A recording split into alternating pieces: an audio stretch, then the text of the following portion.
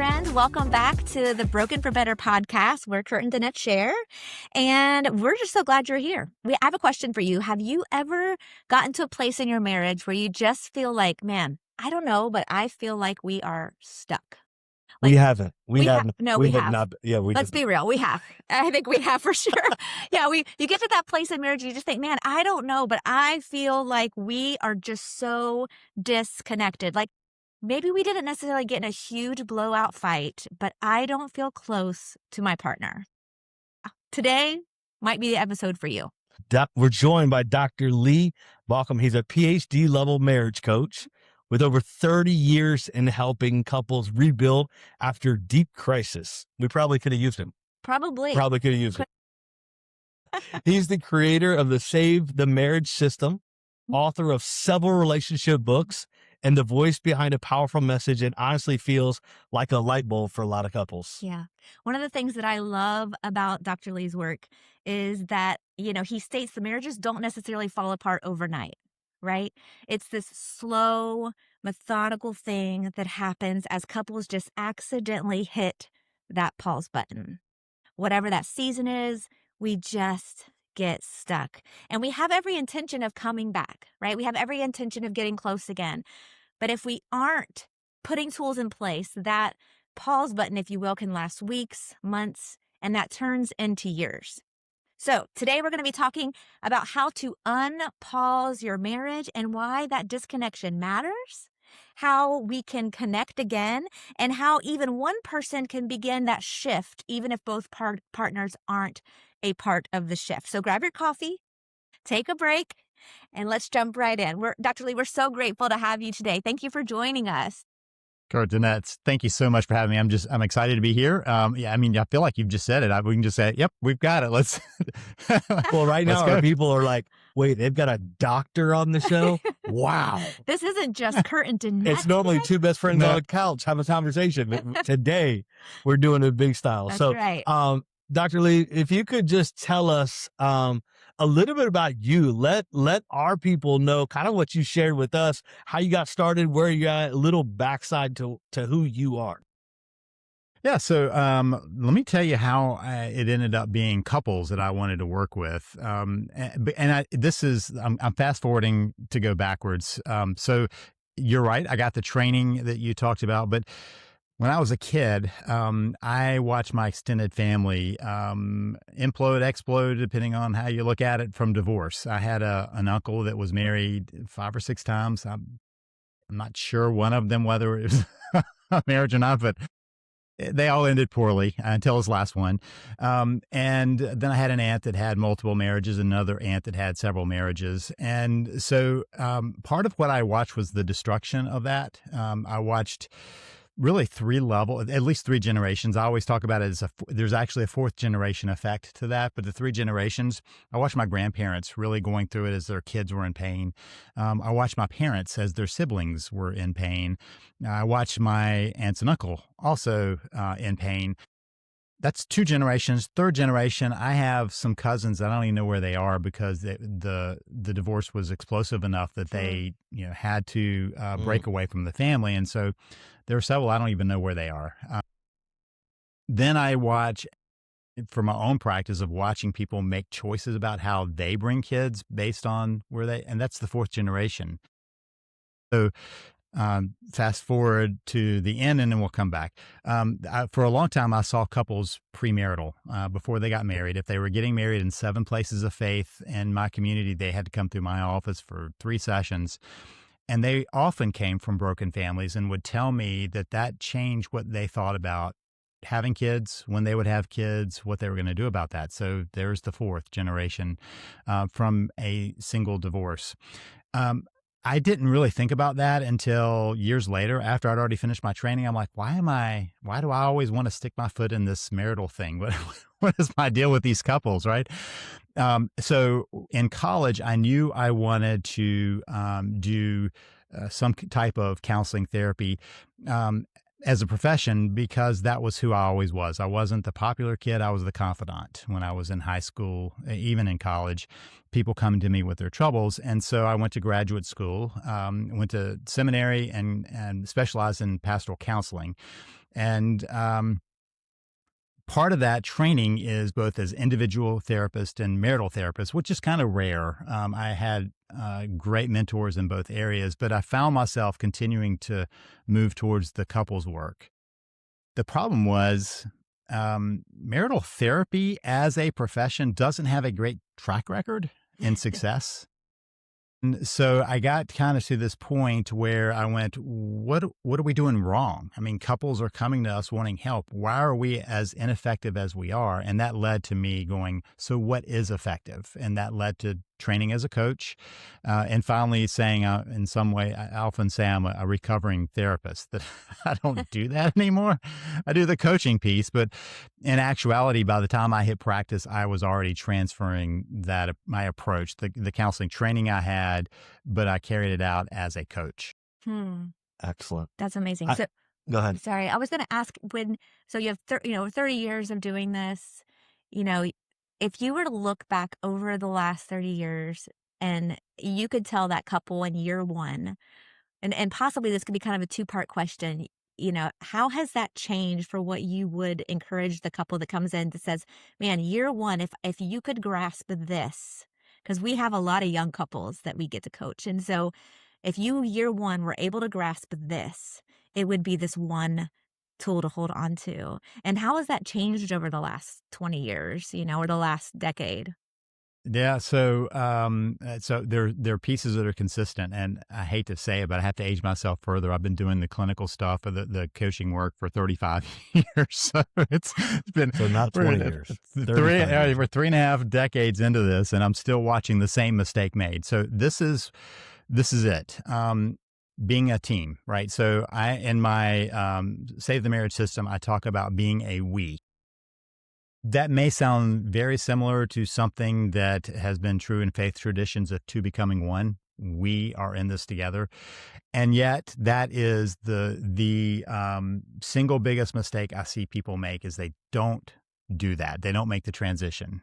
And because they don't make the transition, so it's you and me, right? So it starts off, any relationship starts as you, me. Then along the way, you're like, oh, you're interesting. You're interesting. And then you get to the you and me. So many times when you talk about each other, this person and me are doing these things. And so your mindset is you and me.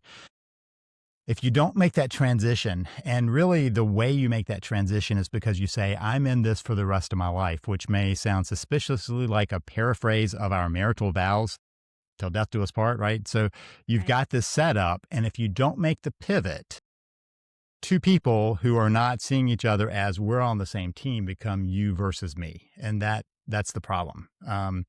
It's not about us finding our way forward, but you or me finding our way forward, and at best you and me. That just the you and me starts to break down at some point in the relationship, and they begin to turn against each other. It's just what happens when there are two people who haven't made the pivot to saying we're in this together. So good. First off, I love the way that is laid out, and that'll be repeated. 'Cause I will say that.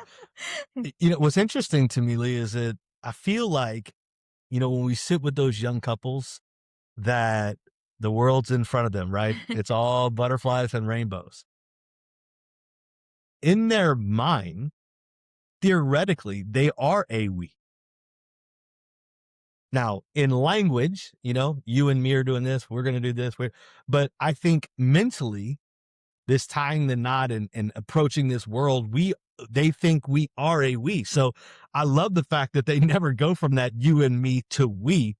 But what would, in your opinion, what you've seen over 35 years, what's that thread or the hardest hump to overcome to go to the we? Because I think if you were to ask any of them, right, because you've sat with people just like we have, newly marrieds never fight. They've never argued. They're not ever going to fight. They're going to have great, it's all going to be wonderful.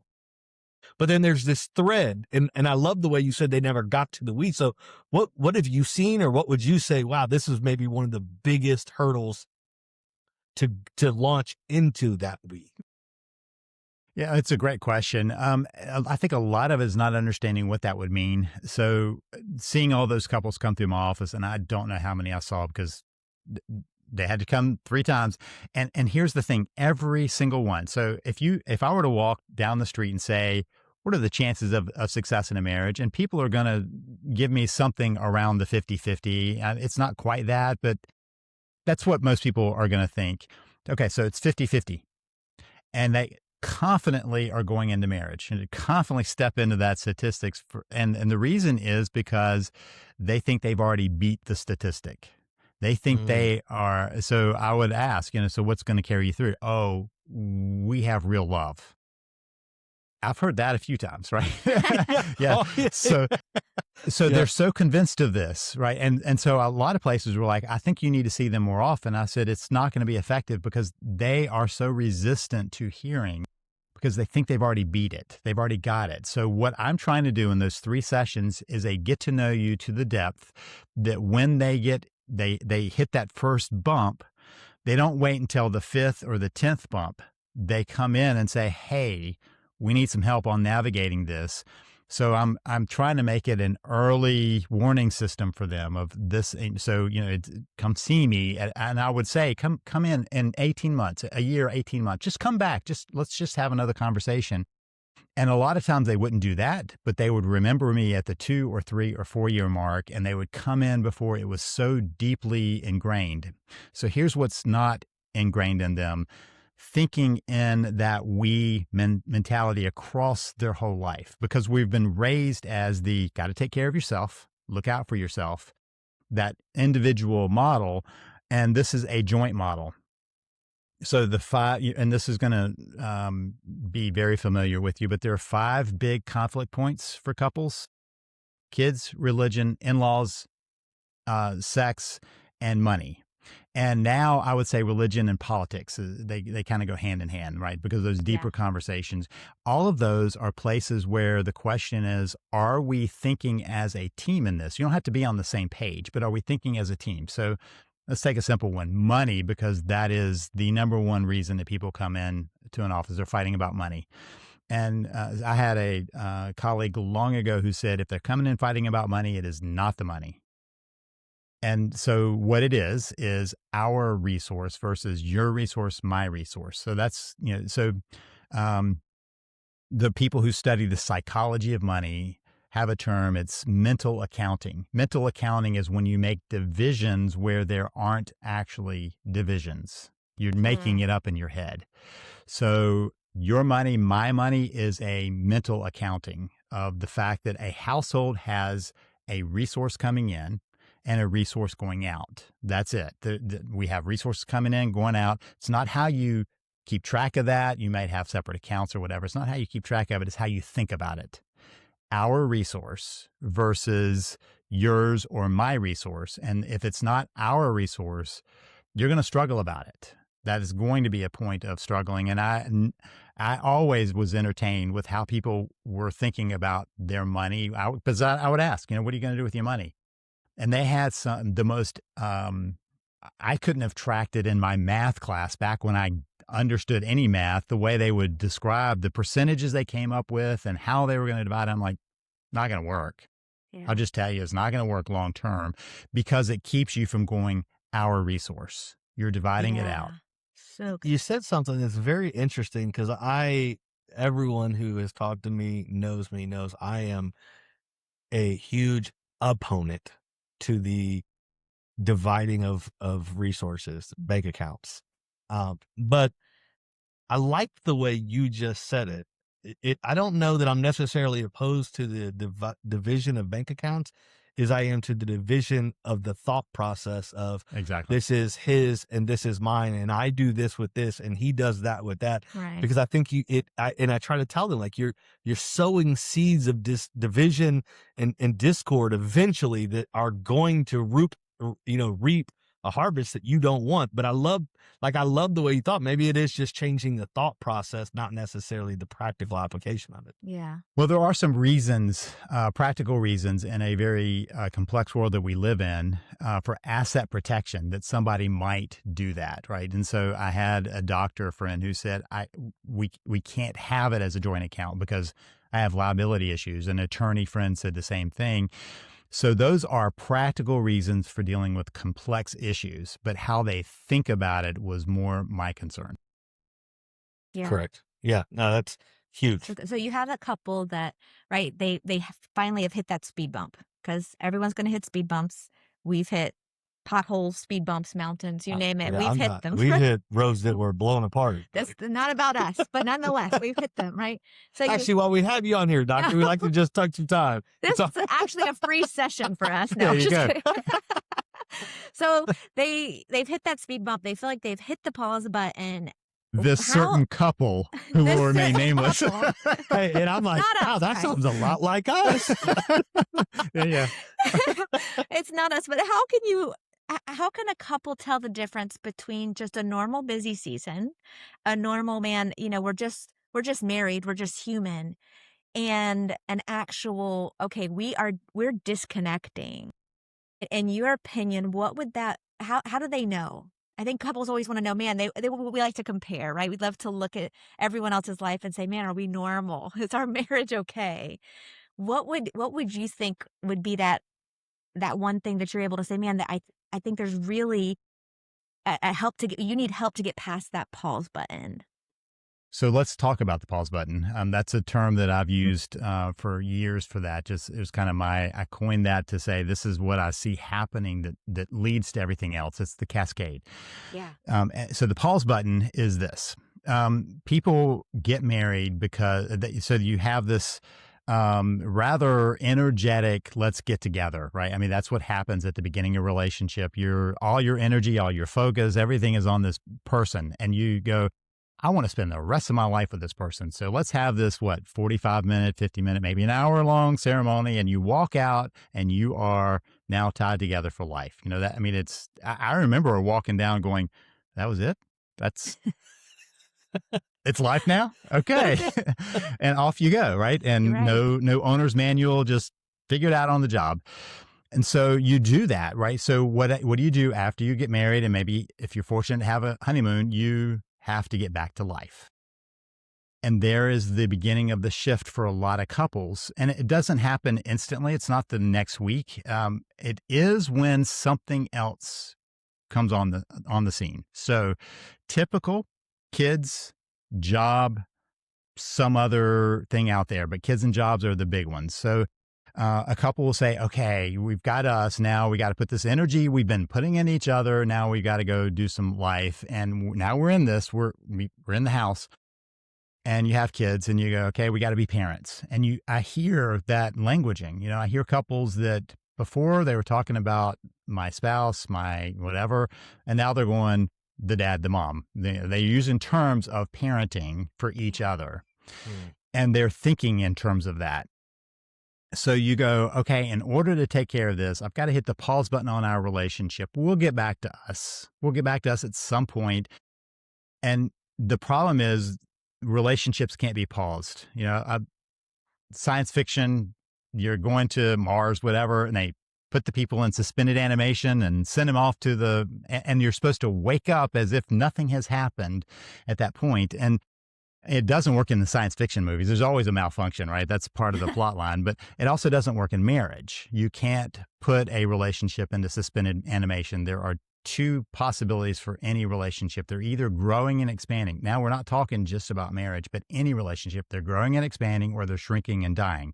We can all think about friendships we've had that were really important to us, and then we move, or they move, or time, or whatever, something changes, and it just dwindles away.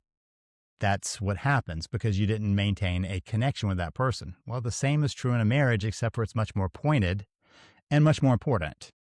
And so you hit the pause button going, well, once the kids are out of diapers, out of school, or out of school, out of high school, out of college, when the grandkids are a little old, it's this roaming, ever increasing thing. Or job. Once I get to this point in my career, then we can kind of ease off. And then it's this point in the career, and then it's this point in the career. And for a long time at the beginning of my work, people would say, I just figured when we retired, we would get back to us. And if they ever made it to that point, then they stare at each other going, who are you? So now we have gray divorce stuff going everywhere where people are getting to that point and going, yeah, I don't even know who you are. We managed our household, right? We managed to get to this point, but we're done now. And so that's kind of highlighting it, but it happens earlier too, when somebody goes, this is not what I want. And so there are two possibilities for that wake up. One is one person wakes up and goes, this isn't where we need to be. And the other person's going, oh, it's fine. It's just a phase of life. It's just a stage. We'll get to a different point. Or one person wakes up and starts going, I'm going to put my energy somewhere else. And somewhere else could be in the kids, in friends, in another person, in their job. I mean, somewhere else is going to get that attention. Because we are so deeply wired for connection, we're going to find it. If it's not in our marriage, we will find it somewhere. So then the person who has been not noticing that suddenly goes, wait, why are you over here now? I thought we were in this. And that's the kind of the two patterns I see. It's rare that both go, hey, you know what? We're not where we need to be. Let's work on this. If both people are saying that, it's a piece of cake. I mean, that's the easiest thing to put back together. If both of them go, yeah, we're not, and we're not going to, there's nothing you can do. I mean, there's just nothing that's there, but it's the one where there's somebody in pain and wants something different, and the other is at a different point in that we see people struggling to figure out how to put it back together. So good. In prepping for this, and I love this. I think it made a great segue into this question. In prepping for this, we heard you say something that we thought was powerful. Couples often treat the symptoms like the cause. What are like the symptoms that you see people focus on that actually point to a deeper disconnect? I'm focused on this, but there's actually a deeper disconnection going on in the relationship. What are those maybe higher level symptoms that you see so many focusing on when there's such a deeper pain? The I love you, but I'm not in love with you speech is a big one. Which basically means I feel connection with you because maybe we're in this household together, but I don't feel the passion with you. Why do we feel in love? Because we have an abundance of connection. So dwindle down the connection, and you shouldn't be surprised that you're kind of going, I don't feel that love thing anymore. I don't feel the passion anymore. There's a shift that happens in relationships it's a necessary shift. In the beginning of a relationship, that infatuation period is driven by adrenaline and some other fear-based hormones.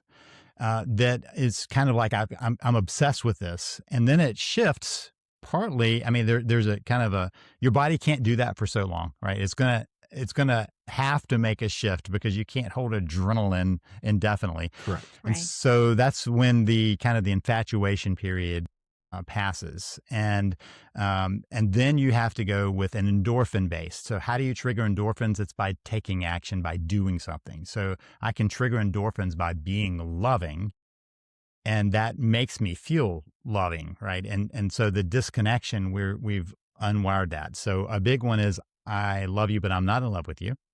Another one is fighting constantly about one of those 5 areas we talked about, where they're and it ends up being what I want versus what you want. That's a clear sign. If we're battling what I want versus you want, you're there. The other is keeping score. Like, what have you done for me lately? And I see this all the time within those 5. It's particularly around sex. The Yeah. scorekeeping happens around that a lot. So that's kind of another point where you can see that. One that So this is one that gets everybody uncomfortable, is an affair is also symptomatic of the disconnection. Now, just to be clear, I do think that if somebody has an affair, they are 100% responsible for their actions. But that being said, both people are generally responsible for the fact that they are so disconnected that there is a risk for that the connection is coming from somewhere. We're going to find our connection needs somewhere. We do in life everywhere. It's just whether we keep them in safe bounds or not, right? When Yeah. Right. we are connected to kids, our kids, we're connected to friends, we are connected in lots of ways in the world around us. And so part of it is, what do we do to protect the marriage and that level of connection that the marriage Right. needs? So we've got disconnection and then a lack of boundaries. And then you have the situations of infidelity. But all of those are just ways that we're struggling because we're not getting what we need from the relationship. And it ends up us trying to find ways of filling in the blanks where they don't need to be filled in. Right. And our listeners that, have followed our story for years, they know that that's part of our story, right? The beginning of our marriage 28 years ago, we walked through that as a couple. Thank God we healed, we redeemed, we restored, we focused on healing. And that's not the case for everyone, right? But that's why we're so passionate about marriage, because we know how broken we were, and we've seen amazing things come from restoration. And you talk about the levels of connection, the three different levels of connection. And you mentioned, briefly when we were talking about those symptomatic things, that connection is so important. Could you explain to our listeners what those three levels of connection are, and what is the one that you think most couples are kind of just floating in? What are most couples that are struggling? What level are they at, if So you will? let's use it as a diagnostic. People can listen and go, "Oh, we don't have that," and so that might be more useful because I've seen situations where one, two, or all three are missing. So the first and most basic level you can describe for connection is physical connection, meaning loving touch. Reason I say it's most basic is we share that with warm-blooded creatures. My dog loves a scratch. That's physical connection, and my dog snuggles against me, and that's physical connection. And so, it's not humans that do that; it's animals that do that. So, physical touch is that physical connection is loving touch. So, just to clarify, loving touch, right? Usually, when I say that, people are like, "Oh, you mean sex?" No, but yes. I mean, that is one, that's a very intimate form of that. But so are the pats on the back, the hugs, the kisses, the holding hands, the patting each other, the just sitting arm to arm, any physical connection. Those have hormonal reactions in our body when we do that bond us. Those bonding chemicals are released in that physical connection, which is why we share it with animals, right? That they're wired the same way. They have that same chemical piece. Then so we also know that humans need more connection than pretty much any other creature. We have to raise kids till they're whatever age. Yeah, it seems always to be longer than we think it's going to be, and that is because that connection is so fundamental to the formation of human brains and to human development. Right. So physical, that's nonverbal, solely nonverbal. I mean, I can't talk about how I want to hug my wife and she have any effect of that. That's great, thanks. It's got to be done, right? And so that's the basic level. That's completely nonverbal. The next level up is emotional connection. Emotional connection has nonverbal pieces. I mean, we've had a lot of communication. Just as you're nodding right now, that's a nonverbal communication. It means I understand what you're saying. I get it. And so for most couples, emotional connection comes on two very distinct levels of feeling like they get each other at a core level. You get me, I get you. We feel like we get each other. My wife laughs at my jokes. I don't know why, but she does. And so I feel like she gets me when that's the case, right? Yeah. So there, I mean, I guess there's some verbality to her laughing, but that's a kind of a nonverbal kind of thing, right? She's not saying something about that. She doesn't have to say, "Oh, that's so funny." She chuckles, sometimes laughs. So we have that level. But then there is the ways we can talk about, like, how was your day? What's important to you? Those kinds of things. What good things happened today? What bad things happened today? We can share that. That's our verbal capacity, which we have developed that beyond what we think any other animal, any creature can do. So that's that verbal level. So that's emotional connection. Do I work on support, right? So do I support my wife? Does my wife support me? Do I feel supported? And that's an important part. It's not whether you're doing the work, but is it being felt? Do I feel supported? Do I feel gotten? Do I like that she gets me? And can I do the same back? Then there is another layer, and this is the one that a lot of people miss, and that is spiritual connection. And as soon as I say that, they go, "Oh, you mean religion?" No, but yes, because that is an important area. If you're religious, understanding that is important. But it's beyond that. It's not just that. It's what are our dreams? What are our hopes? What are our fears? What are our what's most important to us? Those are the arena of that spiritual connection. The interesting thing to me is that level, while people don't necessarily identify it, they often lump it in with emotional connection, is often where people report that they fell in love. Back to those couples I saw, they would come in and tell me their story of courtship and how they fell in love. And there's almost always this conversation that started at about, I don't know, 9, 10 at night and went until, I don't know, 3, 4 in the morning. You know, it was this long conversation where they shared their experiences, their families, their values, their goals, their hopes, their dreams, maybe their fears. But there was this conversation, and I remember it with my wife. It started after we had frozen yogurt at about 9 o'clock, and we finally went to bed with classes coming the next day at, I think, 4 or 5 in the morning. And that was a transformational moment because you're suddenly sharing things you don't share with anyone else with this person. You're risking that vulnerability and you're sharing it together. That's spiritual connection.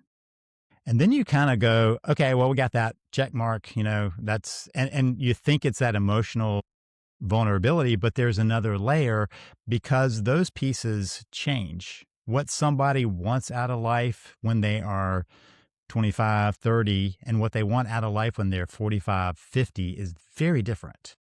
But if couples aren't talking about it anymore, they don't know where it's changing for each other. And again, it's not that they have to be 100% in alignment, but they need to understand where the other person's coming from and what's important. Otherwise, you have these diverting paths, and then one day they go, "Wait, you want what?" And sometimes it's both of them have changed. They just keep thinking the other has somehow gotten on a different path than them, and they forget that they too have changed because they haven't continued to have those conversations. So physical, emotional, and spiritual, that hopefully lays it out enough that somebody can go, "Wait, do we have that?" Because that also gives you the targets, right? Those are the ones that you can bring back into alignment as you're trying to restore a relationship. Yeah, that would be so naive for us. We met in high school, and our connection point was, the long phone cord stretched out to the bedroom, and I'd be like, "You hang up. No, you hang Yeah. up," right? And to think that I'm we going to would sleep want with this. you beside me. Right, you could just fall asleep while I'm on the phone breathing. Yeah. And if we would be so naive to think we wanted the same thing at 16 and 17 years old that we want now at 48, almost 50 years old, that would be that Ask, would why are you laying next to me breathing? I'm like, Roll "You over. hang up." He'd be like, "Roll over, woman. Move away. Stop touching me." No, I'm just kidding. You should try that one time. You hang up first. You got You it. hang Okay, up. bye. No. So good. I really do. I think it's very interesting to me, Lee, even going this spiritual component being like labeling it spiritual connection is just I think it's another like there's emotional connection, but spiritual would almost like is a thicker version of that, like that real raw. Am I getting that right? Right? Like there's a thicker part of that a deep a deep connection before the Yeah, emotional. I mean, if you think of it in kind of terms of what's in contact, physical contact is out here, skin to skin. Hmm. Emotional contact feels like it's kind of in your gut. And then the spiritual connection is kind of what's in your heart. What's the deepest part of you? What are your core Mm. values? And so a lot of times I have people come in and like, we just don't have the same values. And I hear them talk. They do have the same values. They're talking about the surface. Like they have a difference of opinion on how much money to save for retirement. That's a strategy piece for long-term planning, right? that's there. But when I'm talking about core values, so if core values are not in alignment, it's really hard to Tough. stay in the relationship. There are just some things. I had a couple and this was years ago, and I went, okay, that's a core value. Um, she was committed to monogamy, and he was going, we need to bring another wife into this picture. And I'm going, this isn't going to work. No, There's no way I yeah. can't help you. I mean, if Right. that's where you are, if that's truly where you are, I can't help you because those are incompatible values. Yeah. The same is true, I think, in many ways for a couple that one says, I want kids, and the other's like, never, ever, ever. Those are incompatible. You can't have half a kid. You can't meet in the middle on a child. You're going to have a child or you're not going to have a child. Those are your options. And then how many, right? So there are some core values that when I hear about them, I go, that's not, there's no path forward for that at this point. But a lot of times people confuse that. And a lot of times it's more when they get to what is the actual core value, they are in alignment. How they carry that out may be different. They may both go, our number one value is family. And one's going, the way I think about that is providing for a family. And the other's going, the way I think about that is we spend time together. Those are not a core value difference, though. It's how they carry out that core value. And that's a process. They can talk through how could that be met together. And that, again, are we in this together? How can we do that versus you versus me? Yeah, I actually love the way you said that. I think many get hung up on the processes, not even realizing they both have the same core value. Like we're here. It's just our processes are different and can't ever really realign that, okay, time out. We are on the same team. Let's figure out how to merge these processes. So I talk about we're going to chase a little rabbit here, but I talk about value stacking. And I think about these bricks that we have, and we stack them. Our values can stack a certain way. And so, for instance, I could have the exact same 5 values of my wife, but how I stack them would be different. And that ends up being, so I give an example. My father has 2 values that were very important to him. He was a minister. One was his ministry. The time he spent in ministry is very important to him. The other was family. Now, when I was a kid, I would be at many of my like basketball or baseball games, and he was not there. It didn't mean that I wasn't important to him, but he stacked the value. And so when we stack our values, I'm simply going, what decisions do you make? If you've got these 2 values, which one's going to win? For him, it was, so Saturday, typical basketball day and softball or baseball day. And he would go, I've got to get ready for Sunday. Value stack. That to me, I didn't see that. I saw he wasn't here. And that often is the case for couples, that they're looking at the value stack and assuming that's about the values that one holds, not how they're being carried out in those decisions. And if you see it that way, then suddenly you go, are we stacking them the way we want to? Is there a way we want to restack these? And until you look at it from that view, you just go, well, I'm making choices that make sense to me. Well, Yeah. you're betraying or portraying the values and the stack you have in them. So good. So good. When you look at those values, you look at the connection, you look at the relationship that is paused and you want to get unpaused. Is there a difference in wanting connection with your spouse? Is there a difference in like a healthy pursuit of that versus a desperate pursuit? Most of us flee from desperate people trying to be connected to us. I mean, it is just our natural instinct. If you've got a very needy friend, you probably go, I'm going to make some bound. I'm not going to answer that phone call. Yeah. Oh, phone's ringing. Not right now. Right. And so we have an instinct within us to go, I need not to have a needy, because that feels like it's being pulled from you perspective. So that is what often happens. Psychology has often talked about the pursuer distancer thing. I call it chasing and spacing. So if somebody is, and you maintain this zone that feels safe, how do you create this safe zone where you've disconnected to the point where this is where you are? So now if this feels safe and suddenly one goes, wait, I've got to connect, the other's going to go, whoop, too Yeah. close. It can't manage that. And that is part of what kills so many approaches that I see, like date night, romantic getaways, the big gifts, all of these, ways that people go about that in a disconnected relation. In a fully connected relationship, sure. But in a disconnected relationship, that is too intense. So when people say, well, we went to a marriage intensive, I'm going, yeah, how'd that go? It usually didn't go well unless they were already both trying to work on the connection. That's different. When one's going, I'm going to drag you to this marriage intensive, they don't say those words, but that's what they're doing.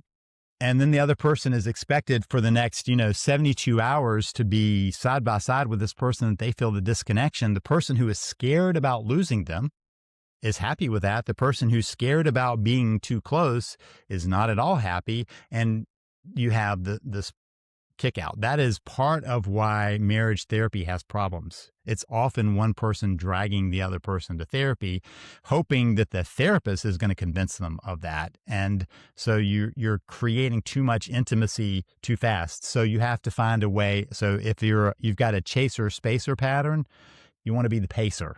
You want to find a way of moving in ways that create small connection and let them grow. Yeah. I literally, Lee, as you were talking about it, it was just like movie reeling in my head. How many couples have sat in front of us that the minute they leave, we're like, oh, that spouse at all did not want to be here. And they were absolutely, because the other one's hanging on to, this is the thing that's going to save us. We have to go talk to someone and now we're going to be good. I mean, you were saying that and it's playing a movie like that's the reality. And that's part of the narrative of coaching that we're trying to get people to understand. Get coaches in your world that walk life with you from a time of period. You don't come to these moments where it's like, quick, save us. And so many couples, it took us 20 years to get here, but we need this thing fixed in 3 days. Like I need you to hurry up, and it's that thing. One is trying so hard to save while one is then it shot in my head as like two magnets, the polarity of two magnets. One's That's trying to it. get close and the other one's just bouncing further away. That's it. That's the spacer, right? And so we have these two fears running around in us: the fear of intimacy and the fear of abandonment. That's human nature to have that. The fear of intimacy is I will get too close to this person and lose myself to them. The fear of abandonment is this person will get too far away from me and I'll lose them and I need them. And we trigger that in each other. Sometimes people have a propensity for one or the other, but we have both within us. I've seen plenty of people who spent their life in that fear of intimacy, kind of staying a little distant. And then when the spouse goes, okay, that's fine, they suddenly go, wait a minute. And suddenly their fear of abandonment is triggered and they start chasing. So it's not that we're one or the other, which is what a lot of people think, is that we have both, but what triggers it might be unique for different people. And so we're trying to manage this at the same time. So when somebody, they both have created this space from intimacy, so it feels safe now not to be that close. And one goes, wait, I'm afraid I'm going to lose this. They crowd, and the crowd is met with space. And so it's like that magnet. Yeah, that's so true because you think about those traumatic events, like even when we talk about like at the beginning of our marriage, how volatile that was when a traumatic event occurred, right? Then our roles were kind of reversed, right? You can go into that almost love bomb mode. Well, now I've messed up, so let me do everything that I can to fix it, and it actually makes that other person retreat because they want to see, man, is this person actually in that we mentality? Are they for me? Are they willing to love and serve and live a sacrificial life in order to put my needs just as important as theirs? And it's so true how much that role reversal can happen. We see it often. Yeah, and Yeah. you named it. Is this authentic? That's the question. Is this authentic? You haven't been doing this for 20 years and suddenly I can't get rid of you. Is this authentic? And so I often watch people do that where they crowd and the other person's going, or they proclaim how they're going to change and the other person's going, I don't buy it. And then when you say that, the person's going, well, we'll see about that. Let's see if you can manage this. And generally, you can't make a 180-degree turn if you've been going in a certain direction. It's going to take, you're going to make mistakes. You're going to, maybe you make it 140 degrees or 130 degrees, but there's going to be a time when you don't do exactly what you want. And the other person's going, knew it. See, You just I knew proved it. that was coming. Yep. Yeah, you proved it. Yeah, you proved it. Yeah, Right. Yeah. that's so true.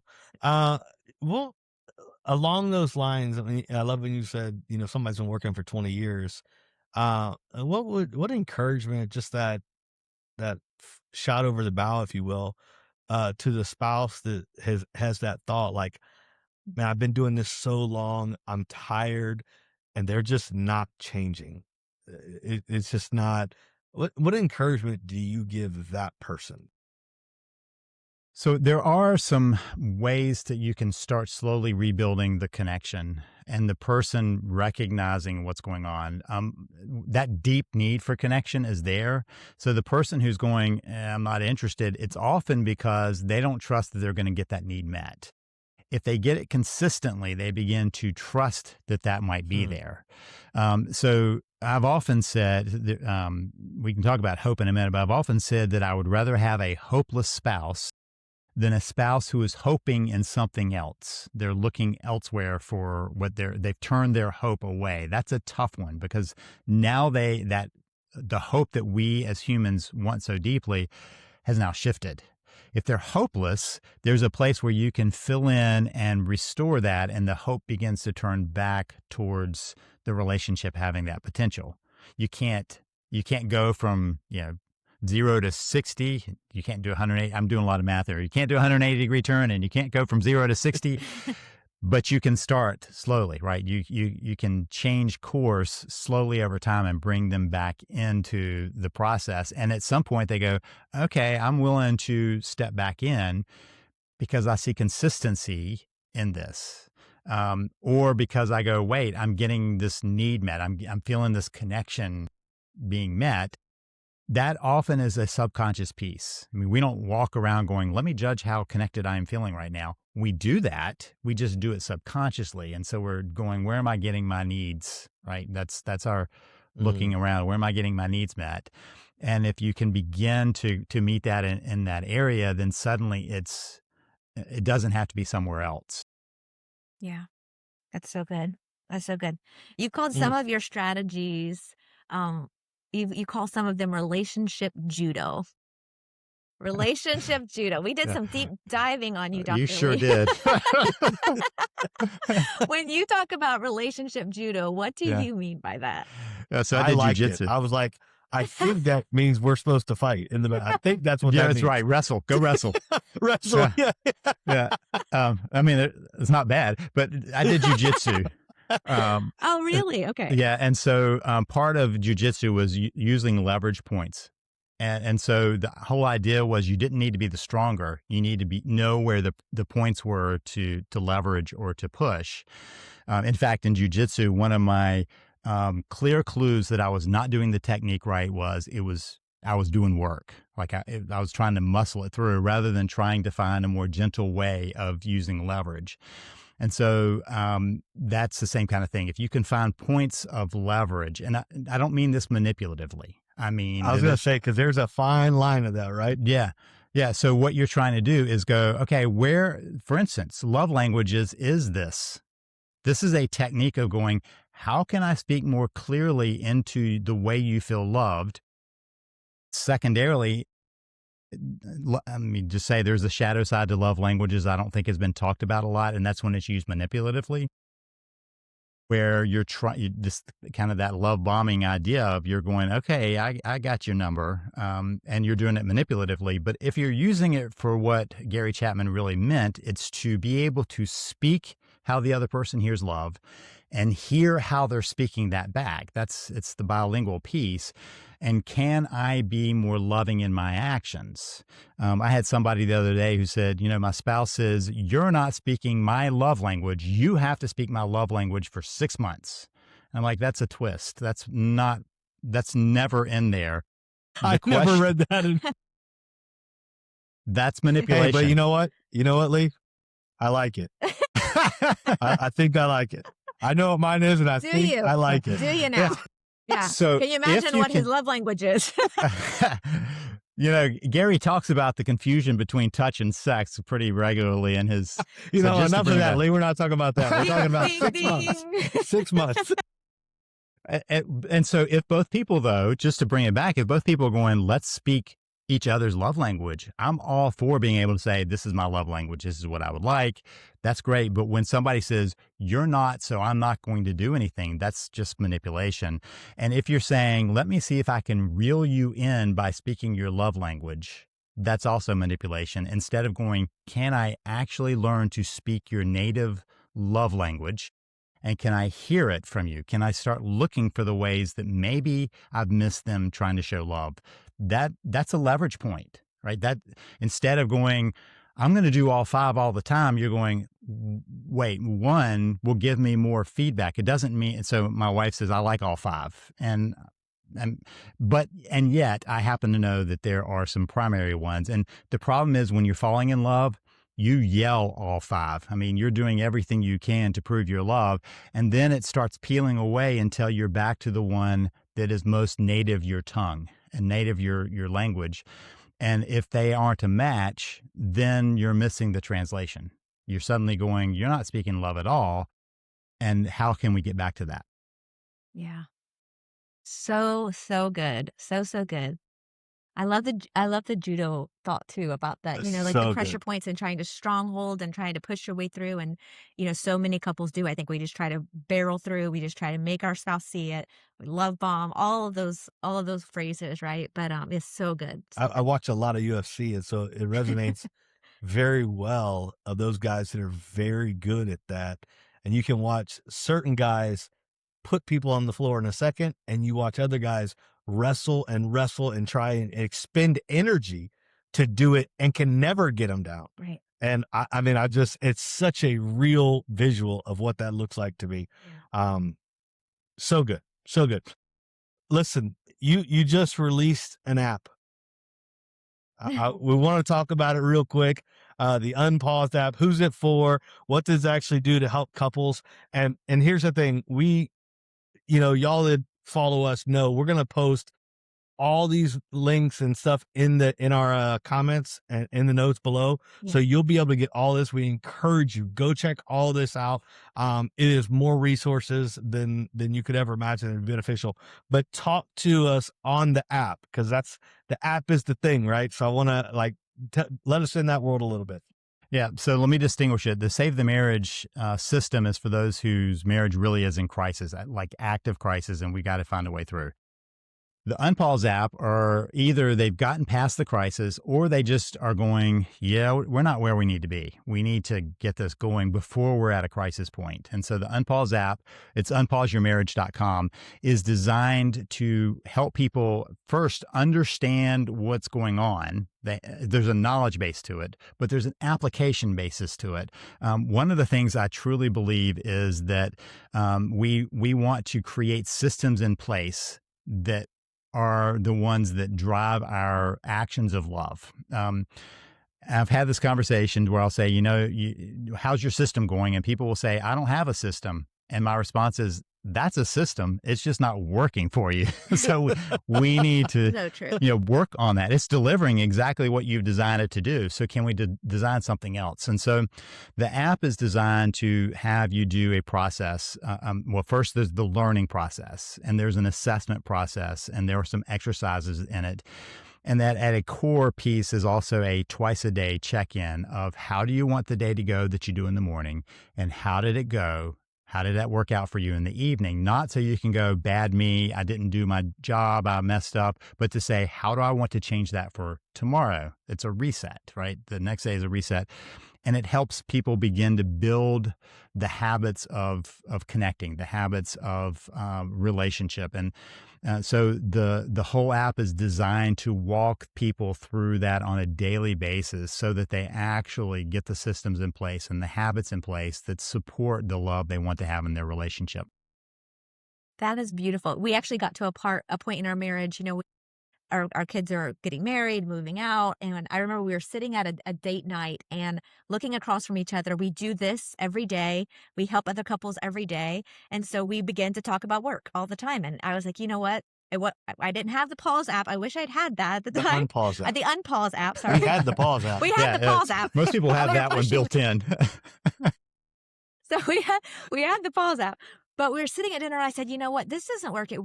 I don't want to talk about anything work. Let's reconnect." We ended up downloading some silly questions, which is a silly scenario, but had we had something like this, it would have been so beneficial to our marriage, and this is something we do every day. So, even though we work on our marriage and we think we have similar goals and we strive to be connected intimately, physically, emotionally, even spiritually, there's still times that you just get stuck or life just gets in the way. And so I think it's so beautiful to offer that resource no matter where you are in your marriage, whether or not you feel like you're broken and you're coming out of something, a trauma or whatever, and you're healing, or you feel like we're pretty good. But we can always be better. We can always be better. So yeah. Listen, Dr. Lee, this has been, and I'm telling you, and our listeners are going to say it, I know it, but I feel like we could spend 12 hours with you on here and it would just be as fulfilling as 45 minutes has been. Yeah. I truly do thank you for our audiences. And I would love to, I'd love to continue this conversation another time because I could run Absolutely. roads with you all day long. I love it. It's been a We true can blessing. get it on the calendar. We absolutely will. Where would our audience, where can they go and best connect with you? You said unpause.com, I guess, is where the app is at, but where's the best place for us? So to clarify, it's unpauseyourmarriage.com. Okay. I don't know what unpause.com would be, but unpauseyourmarriage.com is where I want to be. Sometimes you land in places you don't want to be. So just Very unpause true. your. Oh, right? yeah. Very Yeah. true. So unpauseyourmarriage.com. But if you're trying to kind of figure out where to go, savethemarriage.com/podcast, since we're here on a podcast. So savethemarriage.com/podcast actually has a link to that app. It also has a link to the system. And then there's a third link to an assessment for people going, I don't even know if our marriage has anything left. Many times it gives you a red light, a green light, a yellow light, green light. And the red light is not like you have no chance, but let me tell you some barriers you've got. Let me tell you some things you need to be aware of. And then the yellow is there are some, but go for it. Green is like you probably don't need, you need a book or something you can work on together. The Unpause app you could work on together, but you don't need Save the Marriage if you're a green light. So that would be a good place. So savethemarriage.com/podcast would be a great place. Once you're there, you'll also see a link to my podcast and other things too. Excellent. And multiple books. He has multiple books as well that you can check out. He does. He says, I do. 6 minutes. Who's counting? You know, I don't know. I don't know. Wait, how many is it? So that is a trick question. There are 7 published, but then I've written some others that are kind of ebook format that are also out there too. Very good. Listen, we just encourage you, go check him out. Dr. Lee Baucom. I can't thank you enough for the time you've given us. I mean, we're 28, almost 29 into this, and there's things, the value stacking is going to be locked in my head. I mean, that right there will embed that I will do more research on that. So seriously, thank you for your time. Thank you for your wisdom and your knowledge. We don't take it lightly. And for all of you that listen, please go on and check Dr. Lee out. It will benefit you and your marriage.